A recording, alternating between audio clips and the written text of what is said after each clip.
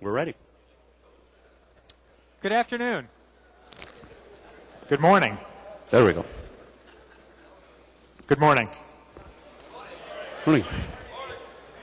Great. Thanks for coming to Windows Passwords, Everything You Need to Know. My name is Mike Danseglio. This is Jesper Johansson. I am Jesper of Borg. You will be assimilated with this microphone. I hate, these things are awful, but anyway. This is going to be the whole 75 minutes, just like this. We're going to talk a little bit about passwords. We're going to go into quite a bit of depth.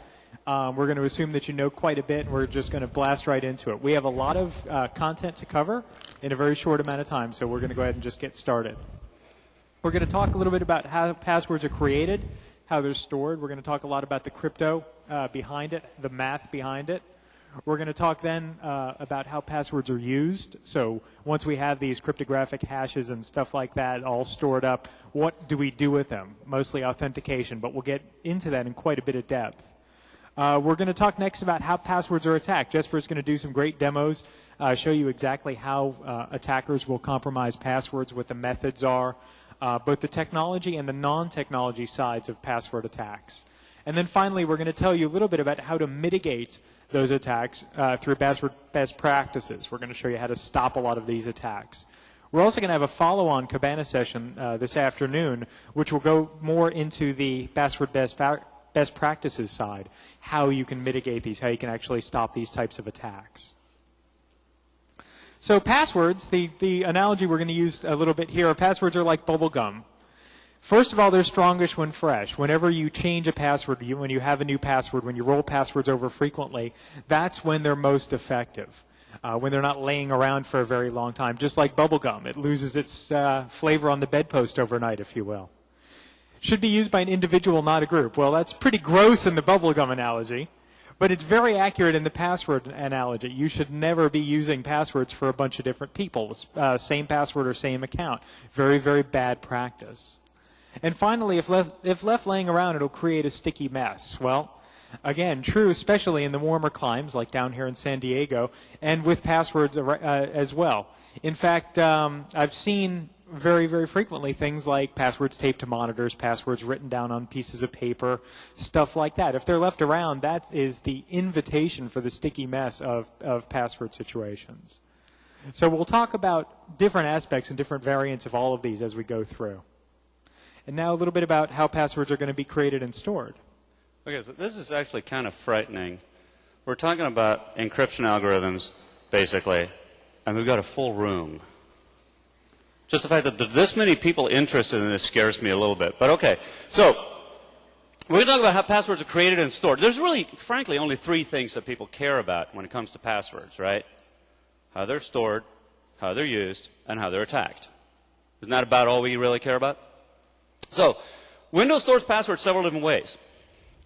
There's several major representations. There's what we call the LM hash, which is sort of an old technology. I'm going to show you exactly what it does in a minute. There's something called the NT hash, also known as the Unicode password, which is a newer representation.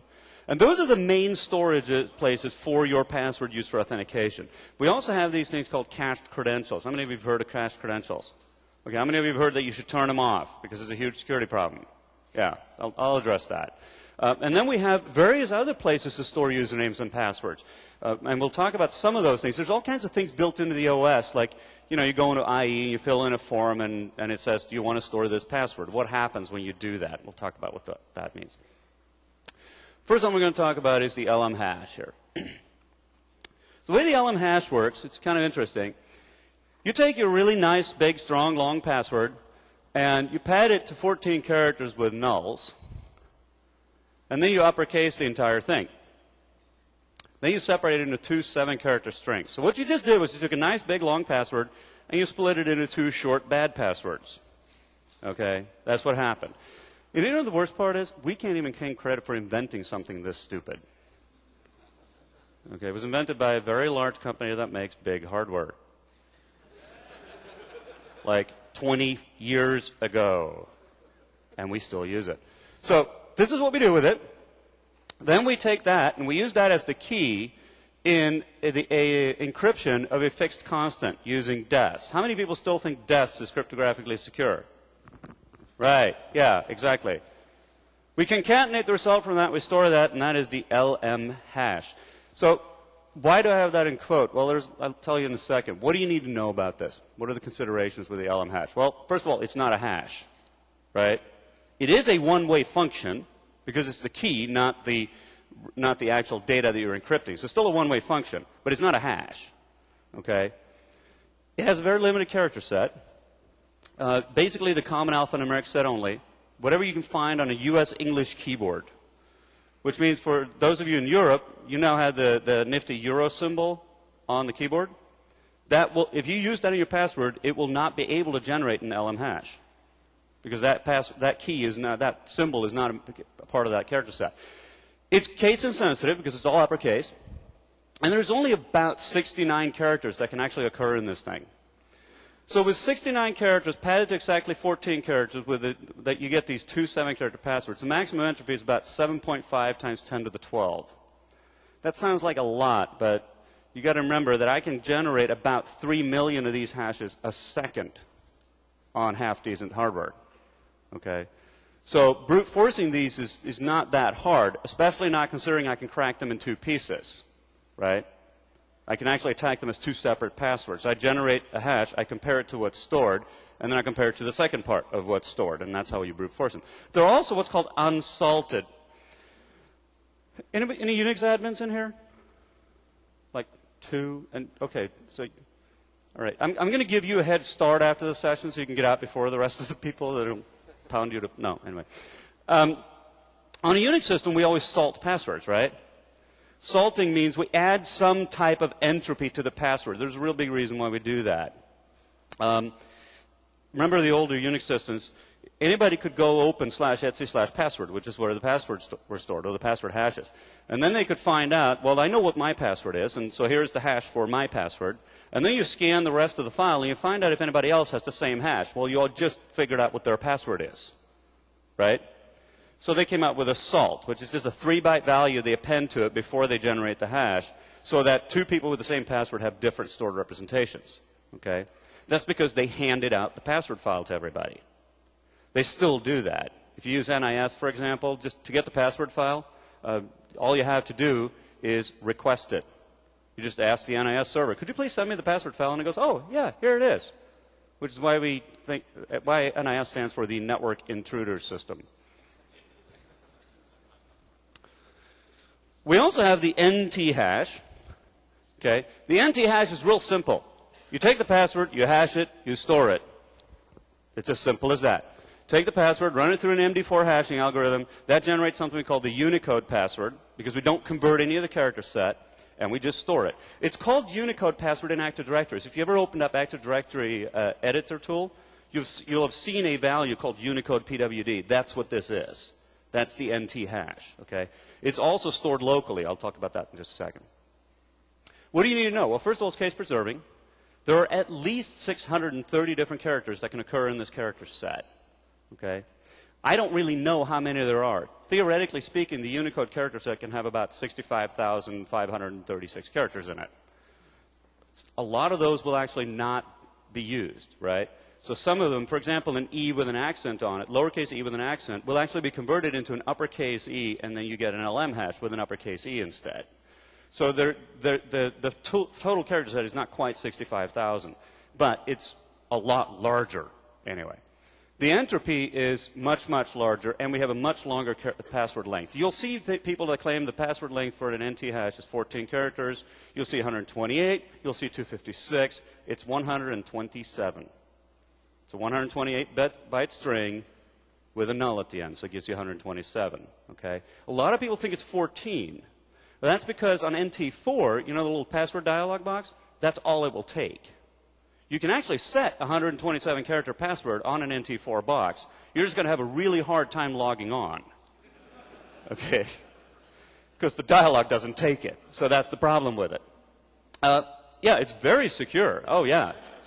Yeah, actually, my colleague and friend David LeBlanc, when we did the OpenHack 1 competition for eWeek, he did this. He set like a 40-character password on his account, and he managed to type it correctly twice.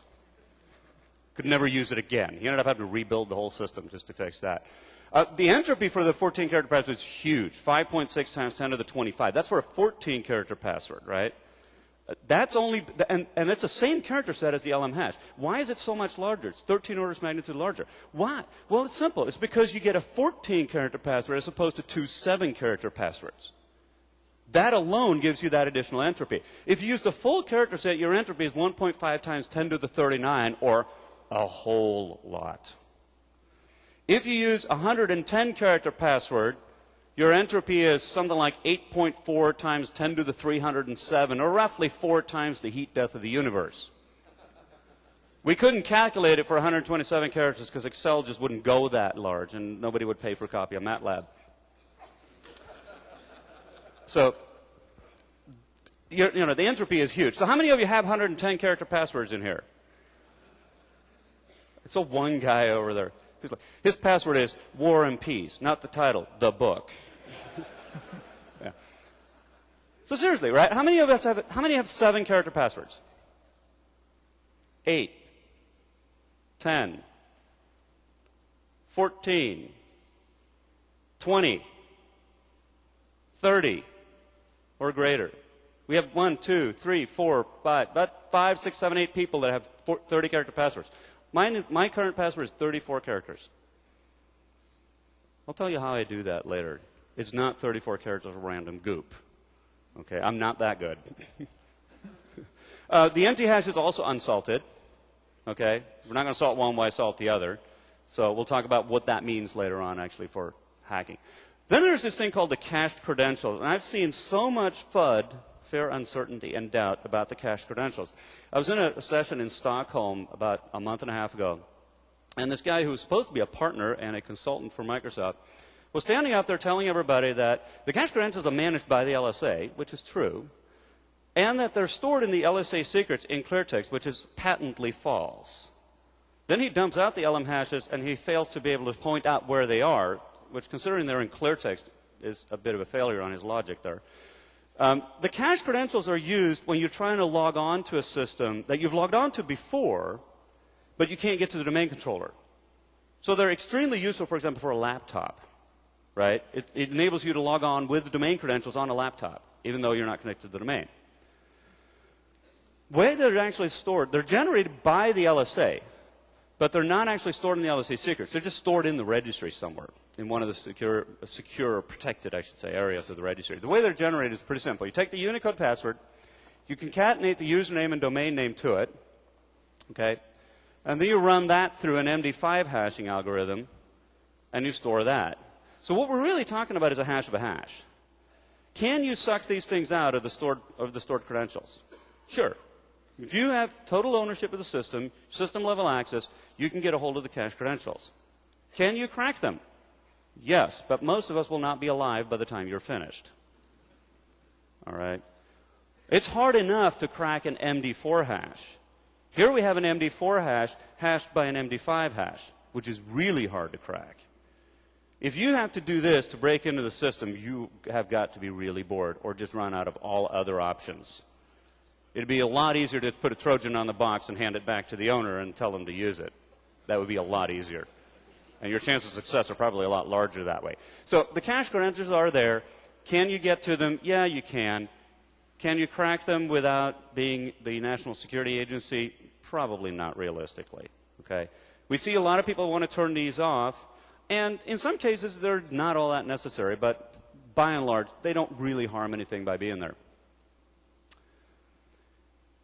So let's look at the stored usernames and passwords. Okay, this is what we call the credential manager primarily. The credential manager is new, starting with Windows XP, basically. It uses what's called the DP API, the Data Protection API. It stores all kinds of interesting information. Passwords for IE. It stores passwords, for shares. So you go into the shares and you type remap this share at logon. It'll take the password and the username for that, and it'll store those.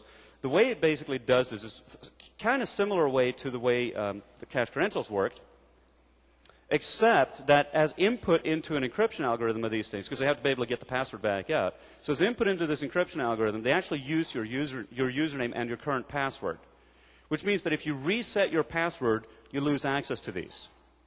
Make sense? So remember in Windows 2000, you could reset the password, and then all of a sudden you lost all your passwords? That's why, right? In Windows XP, if you reset the password, you get that nasty warning dialog that says, this is a really bad idea. That's why. So this is the reason why. Changing the password, it will decrypt these things and re-encrypt them using the new password. So it's really important to keep that in mind. How secure is this storage? It's pretty darn secure. You know, it's probably pretty much as secure as your password, which for the 6 of us that use 30-character passwords is pretty good. For those of us that use 6-character passwords, probably not all that good. But so that's what these are for. There's 4 types of places where these things show up.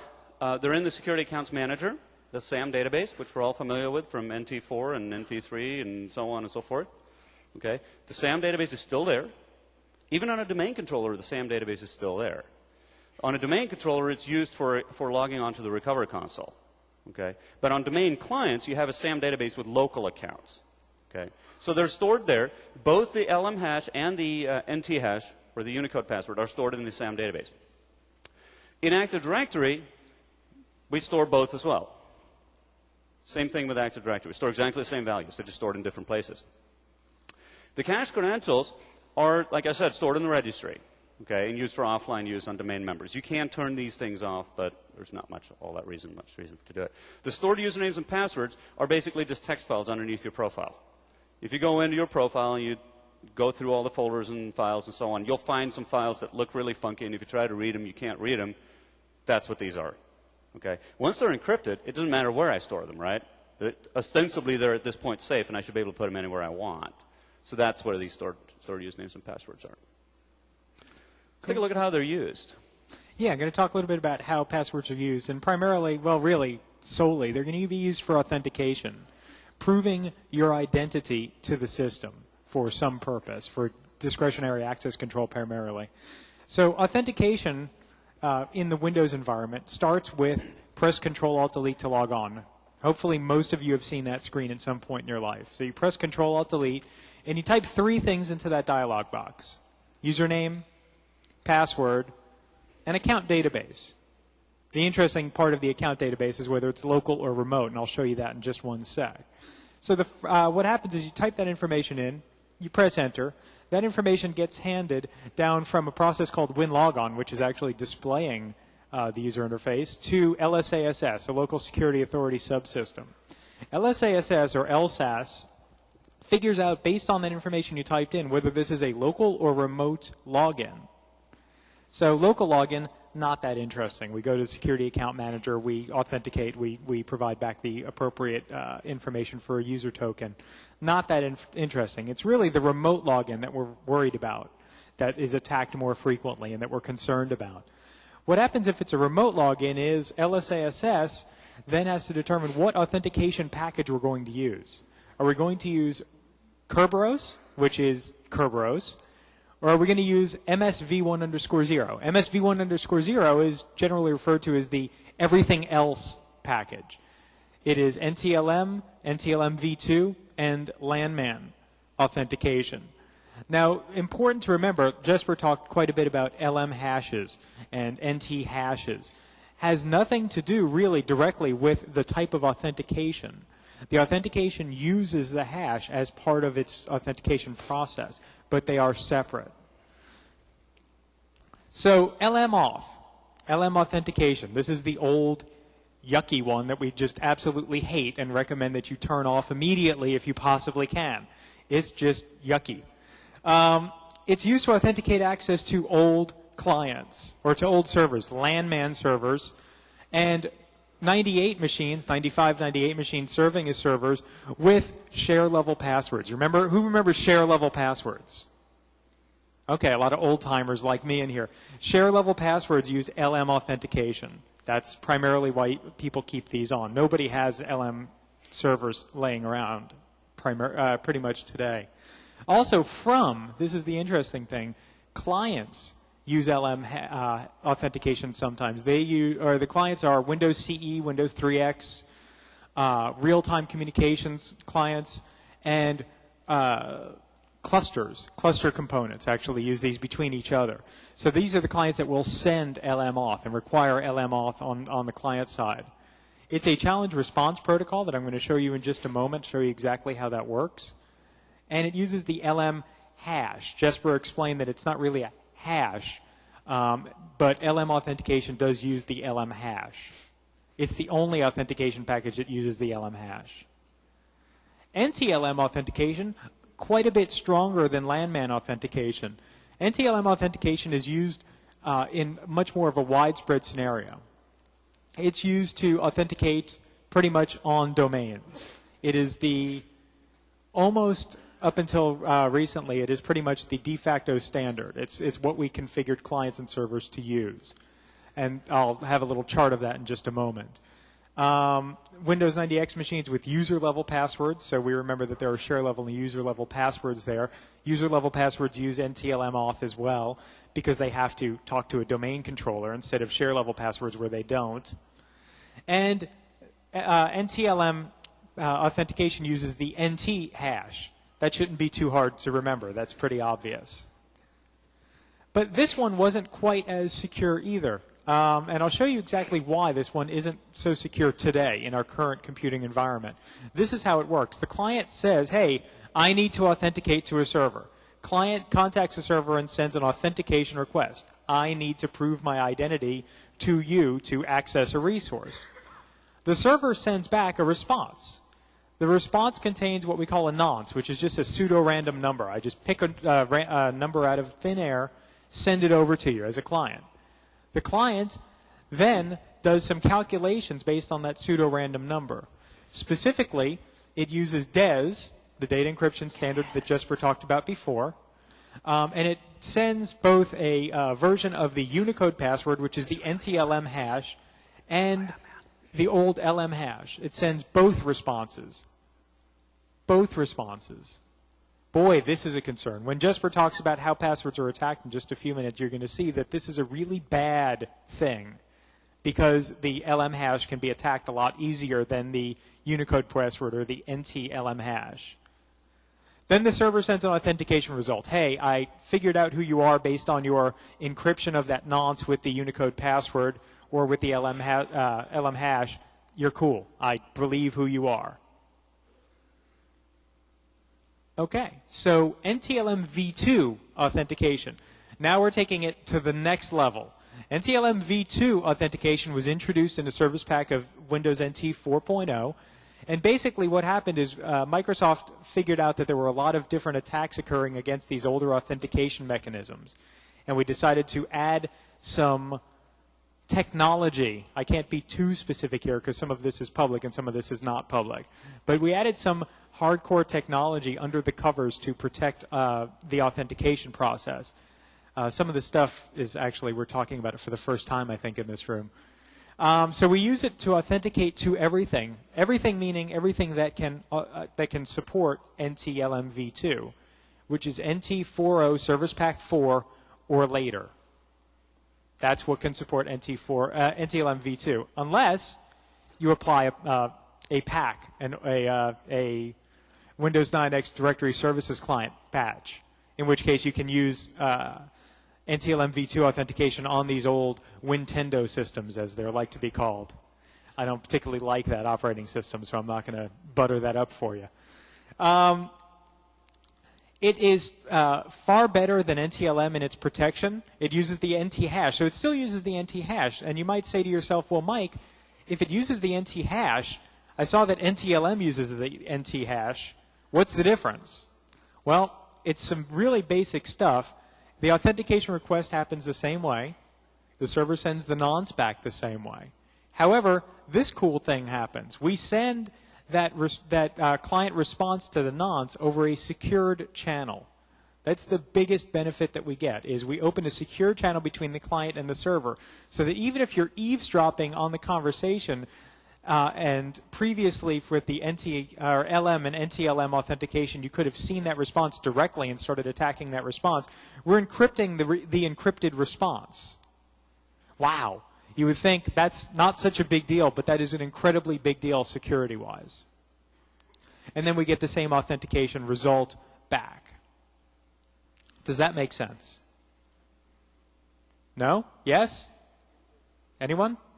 Bueller? Yes, thank you. So, challenge response, as I said, this is the big deal with NTLM v2, and cryptographically it makes an enormous amount of difference. This chart up here, I'm not going to lecture too much to you on. This chart is provided primarily for reference purposes, but what it does tell you is that we have this thing called LM compat level. LM compat level is the setting that you directly manipulate that controls everything I just talked about. Whether the client will send an LM response, whether the server will request an LM response, whether the client will send an NT response, NTLM response, or NTLM v2 response, all that kind of stuff. These are the settings that you need to be aware of. There is a ton of documentation on this. When we talk about password mitigation, we're going to talk a lot about, or we're going to talk a little bit about it here, but we're going to talk about it more in our Cabana session. How to actually mitigate attacks by stopping things like that LM response. I showed you before the LM response. That's the dangerous piece, and there's ways to turn it off. This is primarily the way you're going to turn it off. Then we get to Kerberos. How many of you have heard of Kerberos? Ah, beautiful. Kerberos is nifty, sexy new authentication mechanism that we introduced in Windows 2000. We didn't think it up. MIT thought it up. We just decided to implement it based on the RFC they created, RFC 1510. It is another authentication mechanism. It uses the NT hash, which most people don't quite realize. They think that there's a separate Kerberos hash, but that's not true at all. There is an NT hash, and it uses that.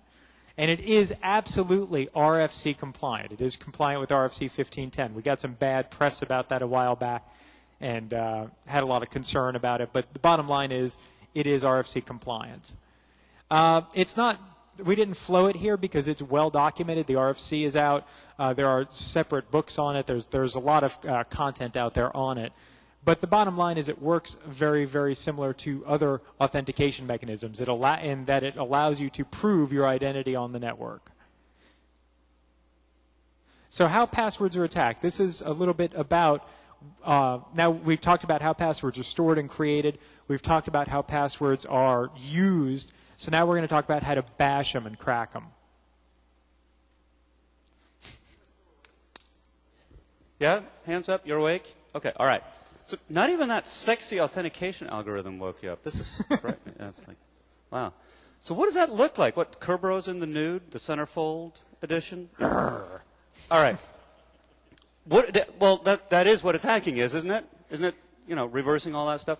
All right, so how do our passwords attack? Well, there are basically 4 different ways I can do this, right? There's the passive online attacks. Think boring and slow. And then there are the active online attacks, and then we have various kinds of offline attacks, and then we have the wetware attacks. So let's talk about each of these in turn to some extent. Let's start out with passive online. There's some key points you need to understand, right? First of all, bad passwords do get broken, even when you're using good storage algorithms and authentication solutions. It doesn't matter. If I can break your password, I can break your password. It doesn't matter how it's stored, right? There are some solutions to this problem. Solution number 1, use better passwords. Pretty simple, isn't it? Really? How many of you could have thought of that one yourselves, right? Yeah. Solution number 2, don't let bad guys get to your password hashes. It's the number 1 way to prevent them from cracking password hashes is don't let them get them in the first place. It's a really simple way to do that. Okay, so what else can we do? Wire sniffing, it's the first type of passive online attack. I somehow get access to the transportation medium, and I sit there and listen for stuff. People are really worried about this. It's really boring and slow, and it's usually pretty hard to get access to the medium, as it turns out. Okay, so not in ComNet. How many of you have actually used your passwords on ComNet? Like really good passwords? Okay, you might want to change them at this point. There's a lot of sniffers going on that wireless network out there. But if you're not on a wireless network that's totally in the clear, then it's not all that easy to sniff password hashes, right? You either have to take over one of the endpoints, in which case I don't need to sniff anything, or you take over one of the switches, in which case I can probably do all kinds of other really interesting things with that switch. So passive online attacks is, in my opinion, sort of the low end of things that I'm going to worry about. There's a lot of other things I'm going to try to solve before I start solving wire sniffing problems. Okay? You know, if somebody's sitting with a pair of alligator clips in the hallway in your office, you've got different problems, right? You have a whole different set of things you need to be worried about at that point. Okay? It's relatively hard to perpetrate. It's usually very, very computationally complex because we've spent a lot of time over the past 30 years improving the wire authentication algorithms while spending just about zero time improving the actual storage algorithms for passwords. Okay? There is a lot of tools available to do this, though. So if you were interested in doing it, it's really trivial. Okay? Once you have the access to the wire. Now my clicker doesn't work. I'm moving too far away from her. There we go. The next passive online attack is a man-in-the-middle or a replay attack. Okay? So again, I still have access to the medium somehow, but I don't try to reverse engineer the authentication mechanism. I'm actually going to play man-in-the-middle. So, for example, there's a really easy way to do this with SSL. Okay? You stick a proxy server between the SSL client and the SSL server. The SSL client connects to what it thinks is the SSL server. It actually is connecting to the proxy server. Is that for me? No. Can you take a message for me? I'll take it after I'm done. Okay. So the client connects to this proxy server. Proxy server says, I am the actual target server. Then the proxy server connects to the target server. So the proxy server now negotiates an encrypted channel between the proxy server and the target server. And then it issues a new certificate on the fly with the name of the target server on it and sends that to the client and negotiates the encryption between this proxy server and the client. So you have an encrypted channel from the client to the proxy server where it gets decrypted, and then it gets re-encrypted, and now you have another encrypted channel to the target server. What that means is that at the proxy server, the traffic is in clear text. You can now read it and do anything you want with it. Okay? There are actually commercial tools out there that you can buy, come in a big box of hardware that you just put in as a bump in your network, and they will actually log all the traffic on the network. They'll do this. Okay? It's a man-in-the-middle type of attack. If you want to perpetrate this, you better make sure that the client is trusting you, the proxy server, right? Because the proxy server is going to issue the cert. And if that cert isn't trusted by the client's going to throw an error message. Of course, we all know what users do with error messages, right? Yeah. So this is a bit hard to perpetrate. You've got to be trusted by one or both sides. There are some tools available. And a lot of times you can break this by invalidating traffic in the middle. So let me show you a variant of this. This is something called the SMB reflection attack. It's a variant of a man-in-the-middle attack where the man-in-the-middle is actually a rogue server. So we got a client down here at the bottom, and we got this rogue server up at the top. So you're the client, I am the rogue server. I somehow make you make a connection to me. Whatever way I do that is beyond the scope of this discussion. But somehow, I get you to make a connection to me, and you say, hey, I want to connect. And I say, wow, that's a real big coincidence. So do I. And I initiate a connection back to you. All right? At this point, what I'm supposed to do is I'm supposed to send you a challenge. Right? That's how the challenge response mechanism works. I'm not going to do that. Instead, I'm going to wait until you send me a challenge and say, okay, here's a challenge. And I go, thanks, here's your challenge right back at you. So I take the same challenge you sent me and I send it back to you. What are you going to do with it? You're going to compute a response, right? Well, here's my response. That's so nice. Here's your response right back to you.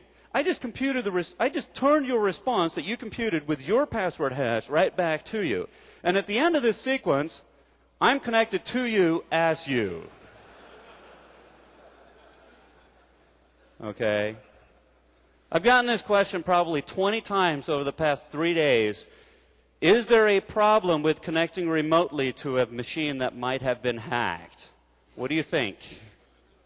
Right. This is why there's a problem with that. It's because you don't know what that machine is doing to you. Okay?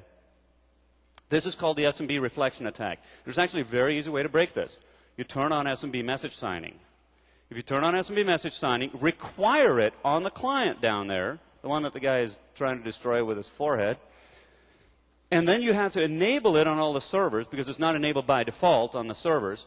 At that point, you have broken the SMB reflection attack. It's that simple. Is this something that you think you might want to do like this afternoon remotely? Yeah. I think so. There's also these active online attacks, also known as password guessing, or really bored teenagers. Okay? They connect to your Exchange server, they dump out all the user accounts, and then they go, password, no. Test, no. I am God, no. Basically, you try different passwords until one works. Okay?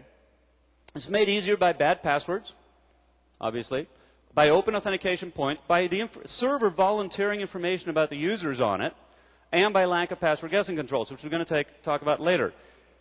What do you think? What should you consider here? This should take a very, very long time to succeed. If this is something that succeeds within seconds, guess what your real problem is? Right? Bad passwords. Okay? If I can do this before all of us are dead, we have a problem with the strength of your passwords. Requires a huge amount of network bandwidth to do this kind of an attack. I calculated out to do this over an SMB connection, okay, just to be able to, and you have these 8-character passwords with at least 3 of the 5 entropy levels, uppercase, lowercase, numbers, symbols, and Unicode characters. And the passwords expire every 70 days. In order for me to perpetrate this attack, before one of these passwords expire, to guess one of them, assuming they don't fit in a dictionary, would mean I would need the equivalent of 53,000 T3 lines coming into the back of that system. How many of you have 53,000 T3 lines coming into your data center? If you do, would you mind if I use it to download the internet? Okay? Yeah, I mean, it's just not realistic, right? The core problem here, bad passwords. Offline attacks. At this point, I have the password database. How do you do that? Well, it's pretty tough on Windows, because in order for me to get the password database, I have to hack the domain controller.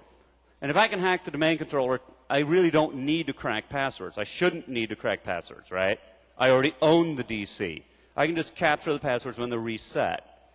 Or do whatever I want with it. You know, I could do the ultimate denial of service attack and install Linux on your domain controller. Would make it a lot easier to hack it, though, actually. Would. So, anyway, I can now attack the passwords at my leisure. Okay, I can do whatever I want with it. How do we solve that? Well, the password representations must be cryptographically secure. The passwords still need to be very good. The consideration here is really Moore's law, right? Passwords that I couldn't crack 5 years ago, I can crack now. And passwords I can't crack today, I can crack 5 years from now. So the problem with this is computing power has gone up tremendously over the past 20 years. How much has password strength gone up over the past 20 years? We haven't gotten a whole lot better at picking passwords, have we? Right? So this is becoming a bigger problem. Obviously, the core problem is I got the domain controller, right? But still, if you don't improve the strength of your passwords, you're going to be vulnerable to this type of an attack. There's also these several variants of this. There's a dictionary attack. I just have a list of passwords, and I try different passwords from that list. This succeeds really only with very poor passwords. If your passwords fit into a dictionary, it's really, really bad. So this will succeed only with about 70% of the passwords in current use. It's very, very fast. And again, core problem, bad passwords. There's a brute force attack. I just try all of them. Okay? And there are some tricks that attackers will use here, right? First of all, the first thing I'm going to do is I'm going to try all the alphanumeric ones. Anything that's just alphanumeric, because that's really fast. I can crunch through that character set. If I have the LM hashes, I can crunch through that character set within about 5 or 6 hours on my laptop. Okay? One time I was doing a penetration test on a network. It wasn't one of ours. David LeBlanc and I were doing this. David calls me up the next morning. We'd hacked this place 7 ways till Sunday. It was just frightening. The first thing they did was really actually pretty cool. We get in there, right, and they didn't want us there. Microsoft sent us out there to take a look at this network. So we get in there, and they're like, oh, yeah, here are the little hacker dudes from Microsoft. That's really nice. Here, Pat. Go stand in the corner over there while we do something that's really important. Then we'll deal with you later. Guess where they stuck the hackers? Right behind the bank of machines where they were building out all the servers. Unlocked machines. So here are all these monitors unlocked in front of us. I turned to David. I was like, what do you think those are? I said, I don't know. Okay, cover me. Who am I? administrator. Oh, cool. Hostname, domain controller. Rock on, man. Net, user, hacker, UROwn /add. Net, group, domain admins, add. Okay, we're done. Okay, rule number 1, you do not stick hackers behind an unlocked domain controller. All right, this is a bad idea. All right. So then we just hacked them to no end. It was scary, absolutely scary. So we dumped out the password database. We stuck it on David's laptop to crack overnight. He's got a little 900 megahertz Toshiba. He calls me up the next morning and goes, dude, you have got to come see this. Overnight, in less than 8 hours, hackers don't sleep. You know, so it's really early in the morning, like 10:30. Oh, overnight, we had cracked 3,652 passwords out of 3,652 passwords. Every single man-generated password on that network fell overnight. That would indicate a problem to me. Okay? And that was with the alphanumeric key space. Okay? Once I've gone through that, now I'm going to add the upper row symbols. Because what do, right? You tell your users they have to use complex passwords. What are complex passwords? Well, they have letters, they have numbers, and they have symbols. What do your users do? They hold down the shift key and they type a number. Isn't that what they do? Isn't that what most of us do? Those are the upper row symbols. There's about 14 of them. So that's the next character set I add. At that point, I will have about 90% of the passwords on that network, including most of the admin passwords. Only then will I add in the other symbols. And usually what I also do is you start attacking the LM hash, right? Because it's so much easier. It's 2 7-character passwords. You attack the LM hash. Once you have that, you just try all the upper lowercase combinations of it, which is really quick, and now you have the case-sensitive password. I mean, it's seconds to get the case-sensitive password once you have the LM password. This is pretty slow, okay, but theoretically, all passwords will eventually be found. It's just a matter of computing power, right? There's no such thing as a completely secure password, unless it's the one you no longer use, right? The attacks against the NT hash are much, much harder than the attacks against the LM hash. There are also these hybrid attacks. So now we start with a dictionary, and then we start inserting some entropy. So we take a dictionary word, and we do exactly what most of our users do, right? You tell them they have to use a symbol. They type the word dog or cat, whatever the picture on their desk happens to have on it, right? And then they hold down shift, and they type 4. And at best, they will actually, instead of typing C-A-T, they type C and then ampersand. T, or C and the @ T. Guess what? You know what? If we can figure out how to use these symbols, there's a good chance our attackers can figure out how to use these symbols too. And they will try these kinds of hybrids. Okay? In fact, there are tools which will automate trying those kinds of hybrids. It's relatively fast, and it succeeds primarily when entropy is really poorly used. Then we have the newest type of attack, which actually isn't all that new. It's been around for about 4 to 5 years, maybe even a little bit longer. It's using pre-computed hashes. Effectively what we do is spend a lot of time up front pre-computing hashes. Okay? Then at runtime, we just take the hashes we pre-computed, we compare it to the ones that we have obtained from the domain controller, and if they match, guess what? We found the password, right? This works because the passwords aren't salted. This will not work with salted passwords. Okay? I've seen implementations of salted password hashes where this still would work because they generate the hash and then they salt it. In that case, this will basically still work. That doesn't help. But for the most part, that's the real issue there. The problem is it takes huge amounts of storage to do this. Even to just generate all the LM hashes takes about 166 terabytes of storage. So if you have an EMC symmetrics array, then yes, you can store all the LM hashes on there. If you have an EMC symmetrics array, I can find a lot of better things for you to put on it. But if you want to do all the NT hashes that are less than 15 characters, we're talking 140 billion, quadrillion, something or other exabytes. It's a lot.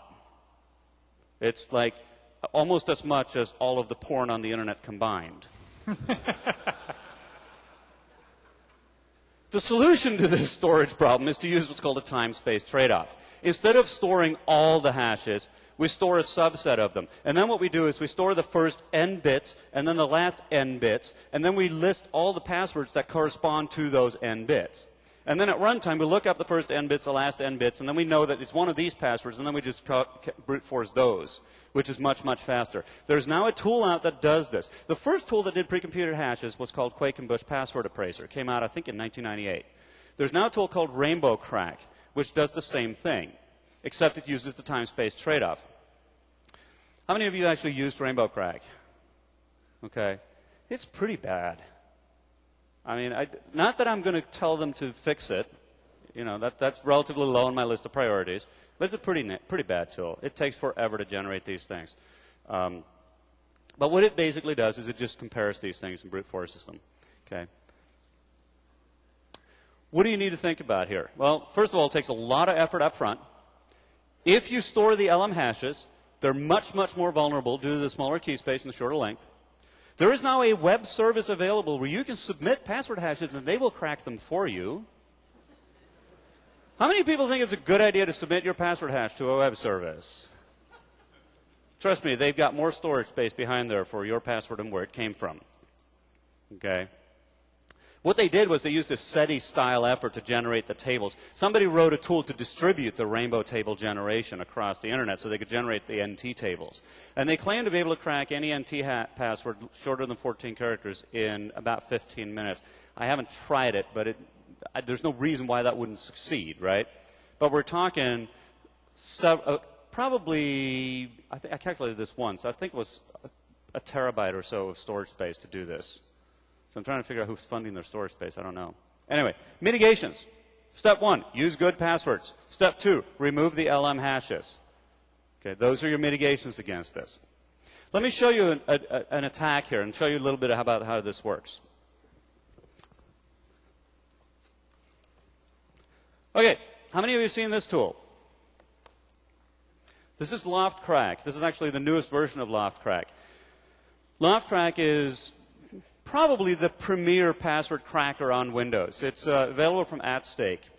And it was originally built as the ultimate in network penetration by the Loft Heavy Industries. And then Loft Heavy Industries got bought out by @stake and got sort of corporatized.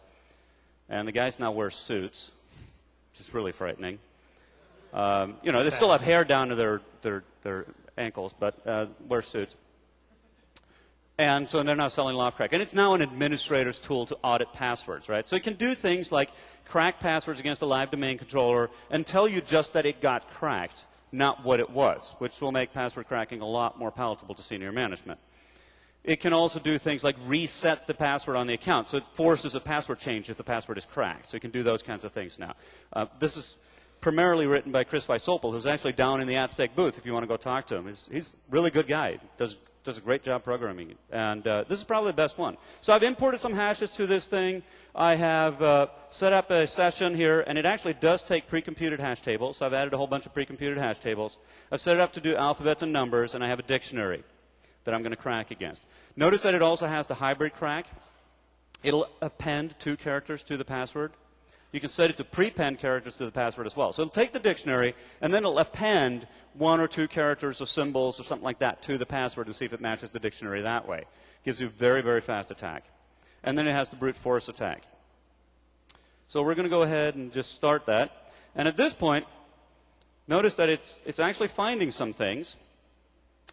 This one fell out in 2 seconds with a hybrid attack. That's not too bad. Here's another one that came out in 8 seconds with a hybrid attack. My admin password came out, but that's not a real high bar given what that password was. So this is now basically cracking. At this point, what we're going to do is we're going to do like the cooking shows do. You turn the oven on to 350 degrees. You put your domain controller on an oven-safe plate. You stick it in the oven for 15 minutes or until golden brown. And by the time your domain controller is thoroughly roasted, you get this. And this is the output from the crack. And what you can see here is that in less than 10 minutes, I've cracked most of the accounts on this system with the pre-computed hashes. Okay? If you look at how long it takes me to brute force the same passwords, 16 hours, 52 minutes, 22 hours. So within 24 hours, I will still be able to brute force all of them. Okay? The difference is quite significant, though. It's about 1.5 orders of magnitude difference to use the pre-computed hash tables as opposed to brute forcing the passwords. So it's about what it does. But that's on a password database this size. You try this on a password database with several thousand accounts in it, and it's going to be a lot faster to brute force it than it is to actually do the pre-computed hashes. It has to do with the database lookups and so on. Chris tried to explain it to me, and I'm a database person to start with, and I thought there were ways to speed this up, but I wasn't all that interested in making the password crackers work better. I thought that was kind of contrary to my goals at my job at Microsoft. So these are kinds of things that attackers will do, and these are probably things that you should think about doing on your network as well. So you can see we're actually getting hashes here as well. You should probably think about auditing your passwords. How many of you actually do that on a fairly regular basis? Oh, good. It's a fair number of people. This is pretty cool. This is pretty cool. Yeah, this is really important, right? The wrong time to find out that you have weak passwords is when the attackers find out. You want to know that beforehand. Let's go back and talk a little bit about some of the other things, some of the non-technical attacks when it comes to passwords. Mike? Absolutely. This is my favorite part because technical attacks, Jesper can geek out with you all afternoon on this kind of stuff. But bottom line is that bad passwords and bad practices is what causes this type of break, what causes the problems with passwords. We could talk about number this and power of that and 10 to the 307th all day long. But here's the problem. The problem is not the technology, by and large. The problem is not the math, by and large. The problem is stupid users. Anybody have any stupid users? How many of you have that? I'll go for that. Okay. How many of you are stupid? I'm sorry. I got one. That's more than enough. Notice I had my hand up, by the way. Stupid users cause problems. Absolutely. Sometimes they know they're stupid. That's kind of a nice thing. Sometimes they don't know they're stupid, and that's just the atrocity. So a lot of the stuff I'm going to address is how to deal with stupid user problems. So what happens a lot of times is the non-technical attacks. First of all, is shoulder surfing. You're sitting there, and I'm in your office. In fact, this happens with my boss and I quite often. My boss will be sitting in his desk, and I'll say, hey, can you check your email real quick? I sent you something. And he'll whip out his laptop, and he'll type tick, tick, tick, tick, tick, tick, tick. And I'm standing 6 inches away from him, peering over his shoulder, and he doesn't have a problem with that. My boss, he's fairly trusting. He's a nice guy, but he has a lot more access than I do. He has access to things like my annual reviews, access to my salary. This is stuff that I probably do want access to. So shoulder surfing, really common, watching somebody type their password or watching their mouths. Because really often you get people that are sitting there typing their password, my C-A-T number sign 27, and they actually mouth these words. You would think that people wouldn't do that, but absolutely happens. It's very common, and it's extremely successful. It's a low-tech attack that works more often than not. Another common low-tech attack is keyboard sniffing. It's not technically low-tech. What happens is I get access to your office, and I go behind your computer, and between your keyboard and your computer, I slip in this little device. It looks like a cigarette butt. And that's all I do. And I leave, and I come back in a week, and I grab that device out, and I replace your keyboard. Now, you didn't know, because generally, how many of us go behind our desk once a day to look for devices that have been attached to their machine overnight? No, none of you. And that's fine. It's not a normal thing. That's called paranoia if you do that. We have a special term, and we have special ways to deal with that kind of an attack, too. But that is a very, very common type of attack. These things are getting cheaper. In fact, I get spam for devices like this fairly consistently. You can buy these things for $30, $40 on the Internet. Some of them you have to physically go pull out. Some of them you can leave there forever and actually remotely connect into the machine and grab the information that it's stored remotely. You don't ever have to go back. When it's found, it's found. As long as your fingerprints aren't on it, or as long as the fingerprints of the attacker are not on it, it doesn't matter. It's just garbage. It's lost. You've already got the data you wanted. You've grabbed people's passwords. You've grabbed their sensitive information. You've used that to attack the system. Bam, you're done. And then social engineering. So I need somebody to come up and talk to me a little bit, and I'm going to pick you, sir. So come on up. Recent study was done in England. What's your name, sir?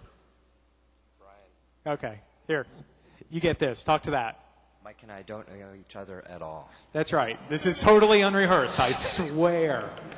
So recently a study was done in the UK, and on the streets of London, people would come up and say, carrying a clipboard, wearing official-looking clothes, and say, "Hi, sir.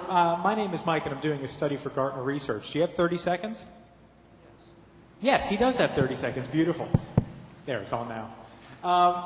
We're doing a study of computer security in the industry, and I need you for this moment, Brian, to be a stupid user. Okay. Brian is already a stupid user, right? This is not interactive. I was trying to be nice, Jesper. Jeez. Brian, we're doing a quick survey for Gartner Group. What I need to do, and we're doing it on computer security, I need to talk about your password for a little bit. Excellent. Excellent. Now, is that your password, or is that excellent? I'm not sure. Okay, so what I'd like to do is, can you describe what kind of password you use at work? Oh, a very complex one. Complex, like how many characters? 7. 7. Excellent. Now, of those 7 characters... C-A-T right. is... Absolutely. Out of those 7 characters, would you say that you use a name of a loved one or relative? No. Okay. Would you say you use a pet, perhaps? Not last month. Okay, the last one. Okay, that's excellent. That's exactly the type of information I'm looking for. Now, if you could, I want to make sure that this is kept confidential. So here's my clipboard. Go ahead and write down the password you're currently using. I'll make sure love PKI. There. Oh, that's one of my favorite passwords. Thank you, Brian. I appreciate it. And I will. Here's a gift. Here's a bar of chocolate for you for your trouble. Thank you. Thanks, Brian. Thank you, Brian, very much. So, the sick, twisted part of that entire demonstration is that actually worked on several thousand people in the UK. People literally just went up and said, "We're conducting a survey," handed folks a bar of chocolate, and were able to get their password from them. Now, is that a problem? I don't know. I'm kind of thinking it was. That is absolutely a problem. There's an URL at the bottom of this slide to the actual report, the news report. There's a lot of it. It doesn't take a lot of work on Google to actually find this report if you go look for it. So bottom line is there a technology mitigation against the attack I just conducted on Brian? What is it? I mean, I could muzzle him, I guess. That's about... Smart cards. Well, we'll talk about that. But no, there's no real technology mitigation against this type of password attack, unfortunately. So it gets down to fixing users. So that's part of the password best practices we're going to talk about. And mitigating threats, no, not fixing users that way. I know what you're thinking, and that's not the right thing most of the time. I agree with you. I just wanted to let you know. I don't know what Mike's thinking, but... So the mitigating these types of threats is really a combination of computer technology and policy, administrative policy, with enforcement of that policy. We'll talk about all of these aspects as we go through the rest of it. So looking for the threats, the types of threats that are going to be concerns to you and your environment, deploying appropriate mitigations for those threats. Password or policy-based mitigation. You've got to come away from this session with knowing at least one thing that actually sticks, which is you should have a password policy in your environment. I don't care what it is. I don't care if it's 5-character passwords with at least one character that's non-alphanumeric. I don't care what it is. It doesn't matter to me as long as you do have a password policy. We do have recommendations of password policy. The Jesper and Mike wholly non-patented password recommendation is things like requiring passphrases instead of passwords, so longer things like sentences. I'll show you in the very next slide what we're going to talk about. There are some examples. Greater than 15 mixed characters, so upper, lower, numeric, all that kind of stuff. Greater than 15 characters stops the LM hash from being stored. It also makes breaking the NT hash a lot more complicated. So one piece of trivia here.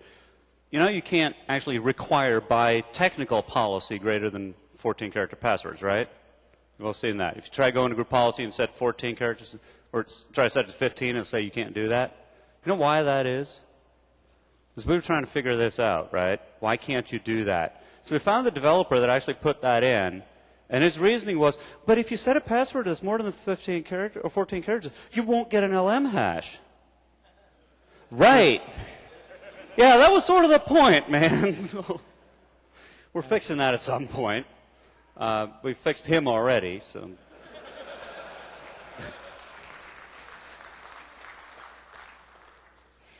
Good point. Absolutely true. Password expiration for all accounts. So we talked about, on the first bubblegum slide, we talked about passwords that are stale are pretty nasty. We don't want passwords laying around. So whether it's 45 days or 60 days or 90 days or whatever you determine is the appropriate policy for your environment, rolling those passwords over makes it infinitely more complex for an attacker to get the password within a usable amount of time.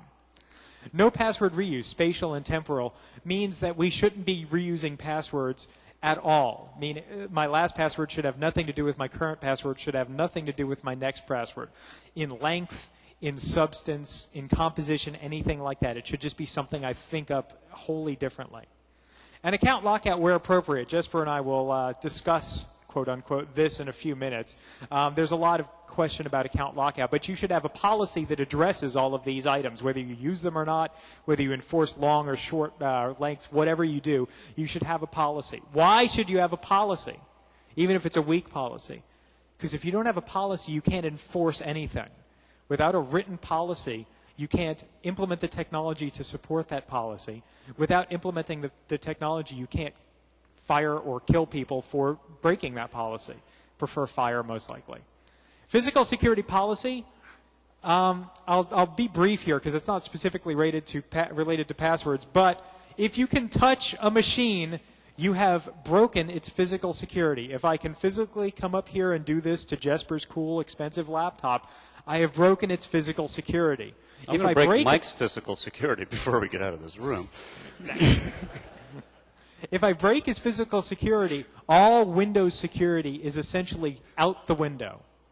We do not make guarantees on our security when physical security is broken. There are a plethora of attacks I can conduct against a machine that I have physically compromised. And again, and I do know how much a plethora is. And if I touch the box, that's it. The game is over. So password length has absolutely nothing to do, or password hash has nothing to do with touching the box. No policy equals no enforcement. I mentioned that before, and we'll actually mention it again on the very last slide. This is a subject that's near and dear to both of our hearts, is passphrases versus passwords. So I can use a password or I can use a passphrase. My favorite passphrase is my cat Lucy likes to bathe in my presence.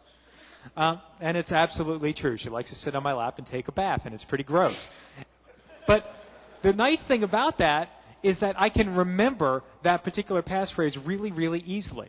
The other nice thing about it is look how long that damn thing is. It's huge. It's got commas. It's got uppercase. It's got lowercase. It's got spaces. I could put punctuation if I wanted to in there. Absolutely great passphrase.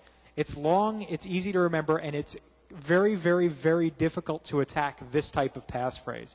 And it's stored just as easily as those other passwords that we talked about earlier. Compare that to Aragorn Rules. Who knows that Lord of the Rings, Return of the King is coming out this week on DVD? Oh, yeah, baby. Geeks. So, we like Lord of the Rings. So,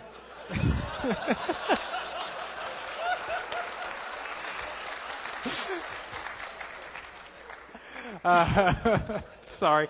I will say that I was tempted to plan my return trip around getting the DVD and watching it at home, but I held myself short of that. But bottom line is I like Aragorn. I think Aragorn's a pretty kick-ass character in that movie.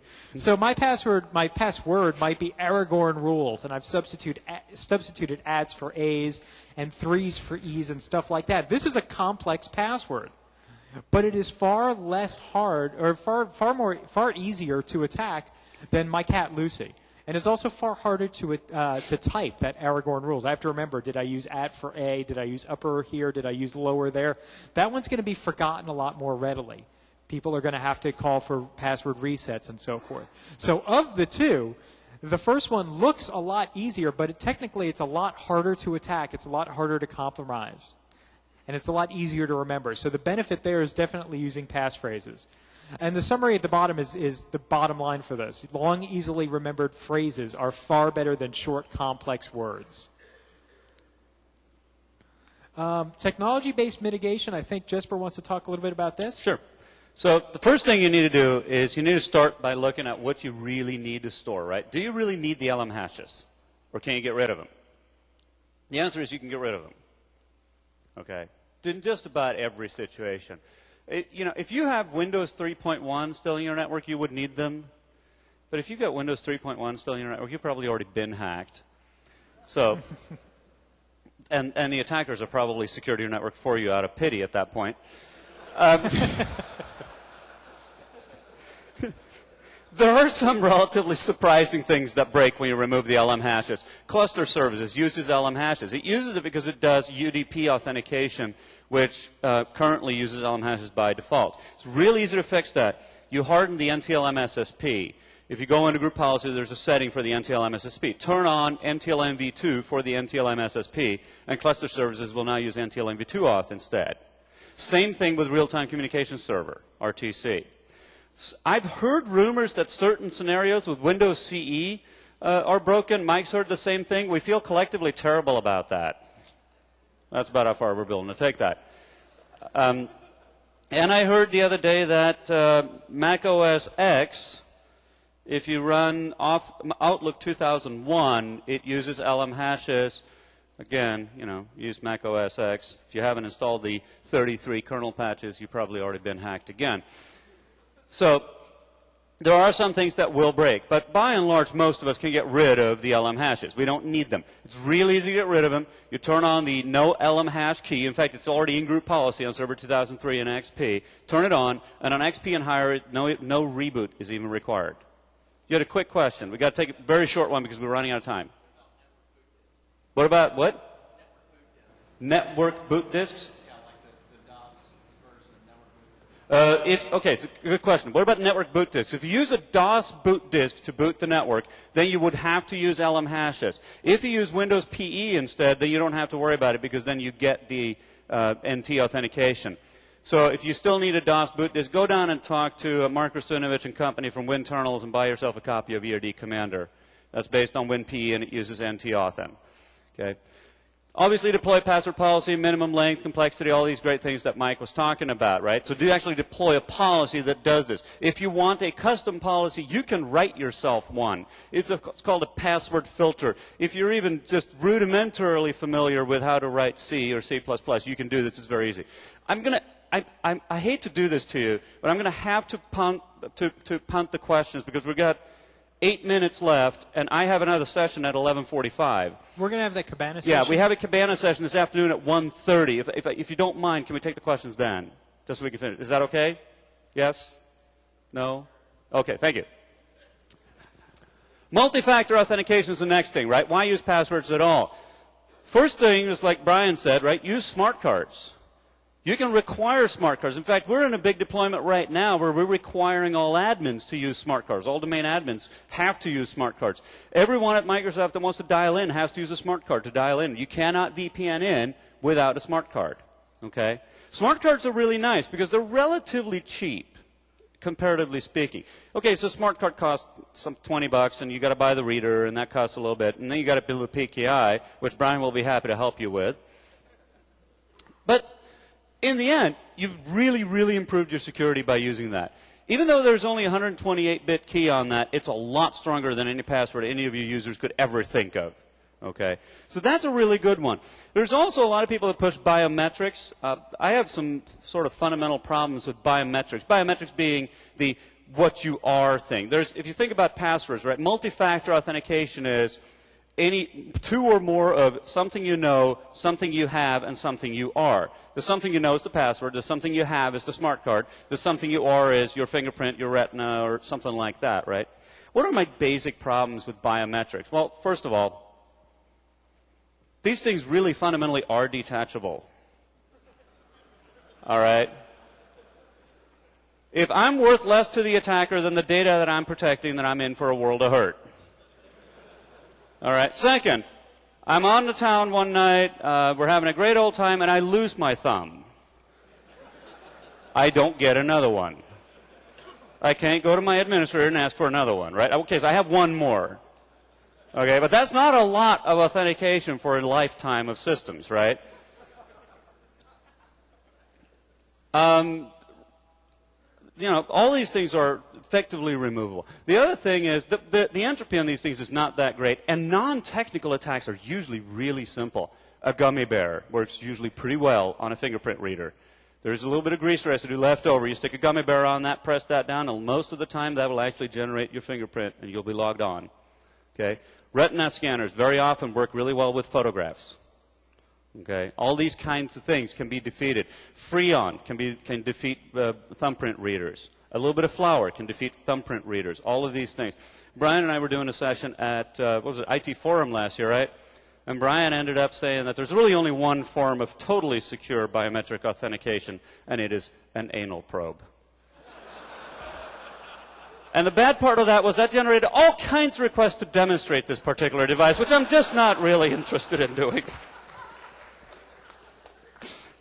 It's sort of like you get to the airport. It's a physical security check at the airport, right? Nowadays, they're standing there in front of you, and they go, okay, so you take your laptop, you put it in this bucket, you take your shoes, put it in this one, your pants go in this one, your underwear go in that one. Yeah, right. I don't need to travel that bad. I'm sorry.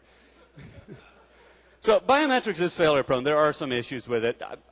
I much, much, much prefer smart cards over bio. And then we have account lockout. Here's my opinion of account lockout. If you think account lockout is the problem, that you need to have account lockout to secure your system, your problem is bad passwords. Okay? If somebody can guess your passwords remotely over the network, you've got serious problems with your passwords. Okay? It's very, very limited protection for bad passwords. I can very easily figure out what the account lockout sequence is and just stop guessing and then let the reset happen and then keep guessing. I can do those kinds of things.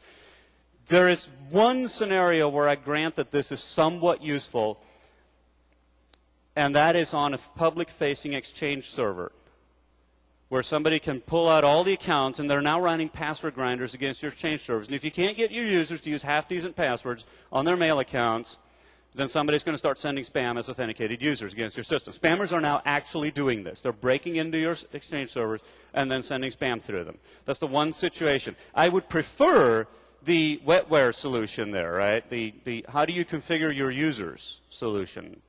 You do that with a baseball bat. Damn right. But that's as far as I'm concerned with account lockout, it is a denial of service against yourself. My favorite is the people that set it up on an IIS server. Because I will now lock out the anonymous IIS account, and that machine will not serve anything to anyone ever again. See, and Jesper and I fundamentally disagree on account lockout because I think it's the best thing since toasted bread. I think it's fantastic. I like account lockout.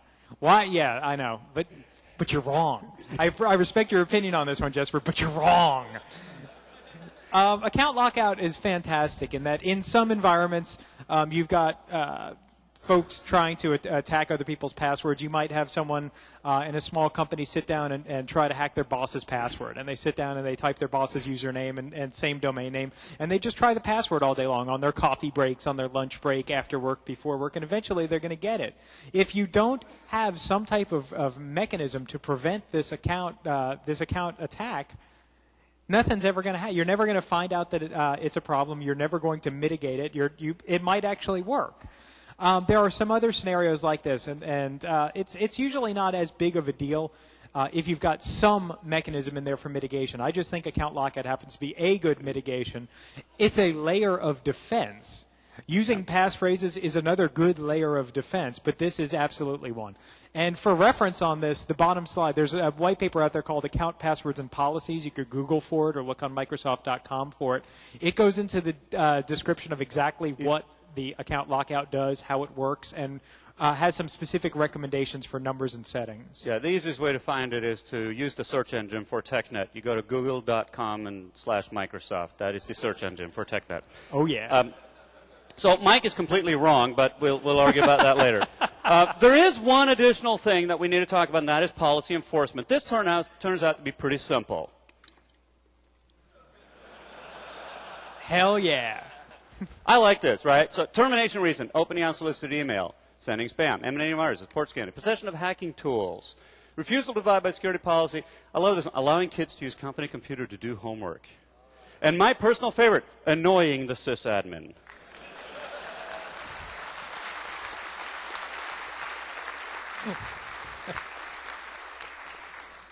That's what we have for you today. There's a couple of final things. Please fill out your evaluations. If you can't do it, we'll be happy to do it for you. We have some additional resources in the slide deck. We'll be doing the Cabana at 1:30, and we'll hope to see you all then.